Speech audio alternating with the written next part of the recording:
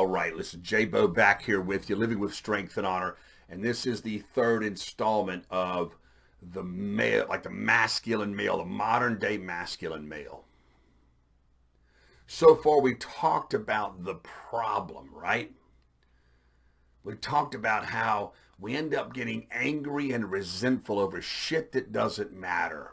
And we live in that state, right? When we let the outside forces, the external forces in our lives, media and the people that we see and the things that we read about and hear, we allow those things to manifest our state, right? To make you, quote unquote, feel a certain way. And how really useless that is. Because you put other people and other events and other things in charge of you as a man. That's not modern masculinity. That's petulant boy child man, stomping his fucking feet that the world won't serve him in the way that he wants it to serve him. We also talked about a different possibility. We talked about the possibility of having more certainty. Because your foundation is not founded on feedback from your external world, but it's founded in you, right? In your principles, in the work that you do, in the fact that you keep your fucking word, that you say what you mean and you do what you say, that you show up 100%, that you can be counted on. And finding that certainty that leads to another level of confidence and effectiveness because you're not ruled by which way the wind's blowing today. This is a possibility for you to live there, to be in that space. Now, how do you get there, right? So like, what's the plan? What's the solution? Well, I can tell you, at the very basis of the living with strength and honor lifestyle, the challenge by choice lifestyle, is a practical, tactical solution to put you in charge of you, to master you, to become the master of your fate and the captain of your soul, as the great poem Invictus says. How do you do it? Well, I'm going to give you 3 steps, 3 simple, small things that you can do going forward that will help you see and help you make these shifts. The first thing, very first thing, number 1, is that every morning before you begin your day, I challenge you to take a moment for you. Whatever your morning routine is. That's walk the dogs and get a cup of coffee and read the paper and whatever. Take a shit. I don't know what you do in the morning. But I'm going to challenge you to just take 5 minutes, 5 entire minutes for you. In those 5 minutes, you're going to focus on you and a state of powerful calm. A state of quiet strength. How are you going to do that? I'll give you a couple options. If you pray, pray. Quietly, 5 minutes, nothing else going on. If you meditate, meditate.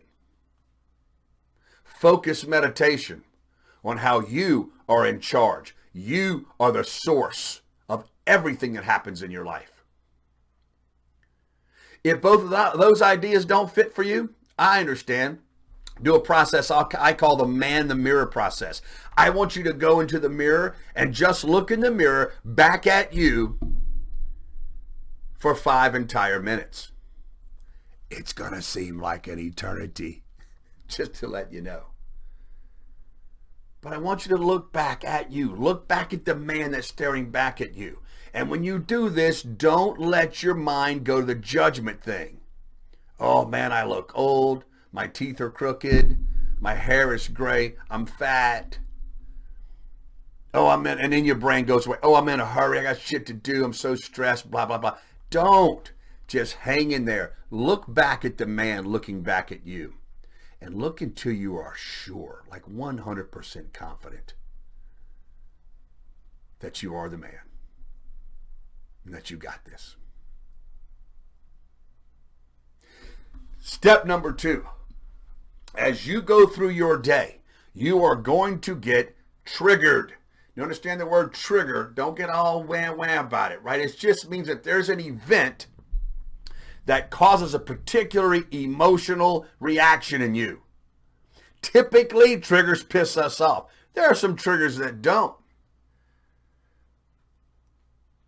I know that when my firstborn son, my ex-wife used to put this particular baby cologne on him, and it had a very peculiar smell. It was from Spain.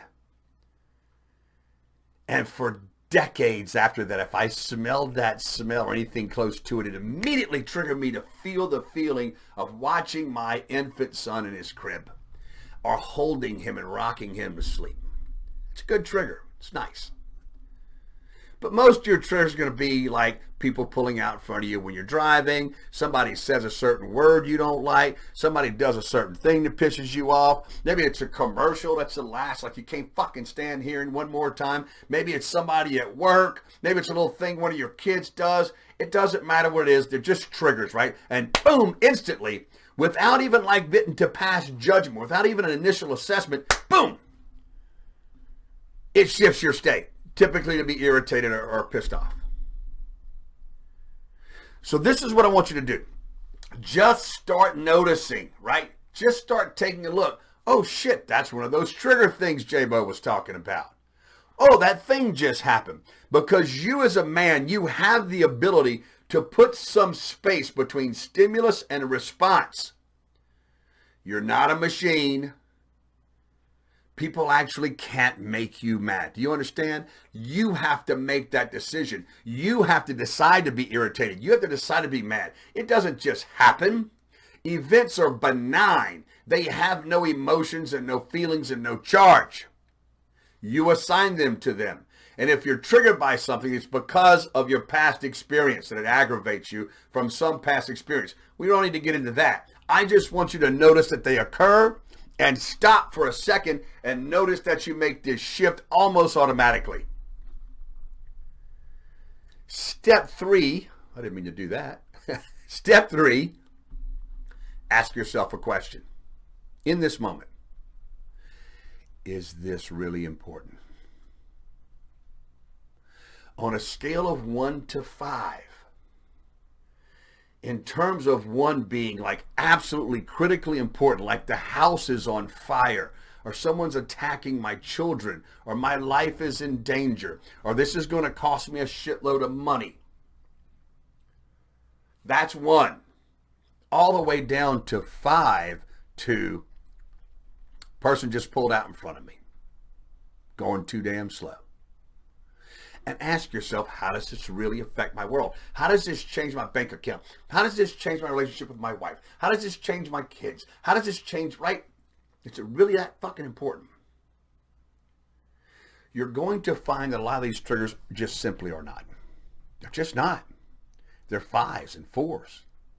Yet you are allowing them to shift your state. And when they shift your state, they are affecting the rest of your life, the rest of your day. They're affecting your own health. This shit can put you in the grave. Trust me, I know. Had a widow make a heart attack October 2017. Supposed to kill me. 7% chance of survival. And it had a lot to do with just the triggers in my life and not knowing how to handle them. When you can do this on a regular basis and you can decide how to react, you become more in charge of you. And as a man in charge of you, you are fulfilling the new model of male masculinity. One that rises above the bullshit. One that's not at the effect of the external forces in his life. One that is in charge of who you are and how you feel and how you fucking react. Not those people and those things.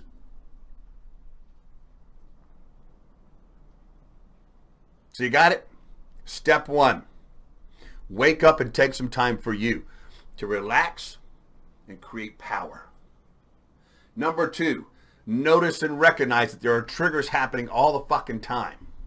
And number 3, start to experiment with putting some space between stimulus and response and you deciding how you will react rather than being at the effect of the external world around you. Hey, listen, there's a whole lot more to this prescription. There's an entire practical, tactical solution inside of living with strength and honor, a system I designed because after 30 years of doing personal development work, I found that I was really excited and motivated a lot of time, but I didn't have a real practical solution or a tactical solution to deploy. I didn't know to do X, Y, and Z. So the trajectory of feeling really good after an event or a retreat or a training would I'd fall off a cliff really, really quick. So I went and sought and discovered with as many really smart people as I could find to put together piece parts and form this practical, tactical solution. Getting involved in living with strength and honor will shift your life to another gear. You can vastly accelerate the results that you want and live the life that you desire and deserve by deploying the systems inside of living with strength and honor. Over 100 other men have done so, and I invite you to do so. Contact me anywhere that you like. You can find me on Facebook, or you can email me at jason.a@A2Zconsultantsla.com. I'd love to hear from you. I'd love to work with you going forward. But until then, have an amazing day. And strength and honor to you, my brother.